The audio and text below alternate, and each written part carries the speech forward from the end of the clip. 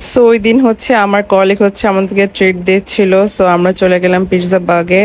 আর ওটা হচ্ছে আমাদের বনশ্রীতে অবস্থিত, যেটা মেবি 10 নম্বর রোডের দিকে। সো আমরা ওখানে চলে গেলাম, পরে এখানে কিছু সেট মেনু দেখলাম। আর আউটলেটটা অনেক সুন্দর করে সাজানো আছে, আর ওদের এই যে ওয়াল পেন্টিংটা আমার কাছে এত ভাল লাগছিল। এখানে মাঝখান দিয়ে এত বড় একটা ঝুমার লাগিয়েছে, which is so so so looking so good. তারপরে আমরা হচ্ছে ওদের লাইটিং গুলো দেখছিলাম, ওদের প্রত্যেকটা লাইটিং এত সুন্দর হয়েছে, আমার এই বাটারফ্লাই লাইটটা খুবই পছন্দ হয়েছে।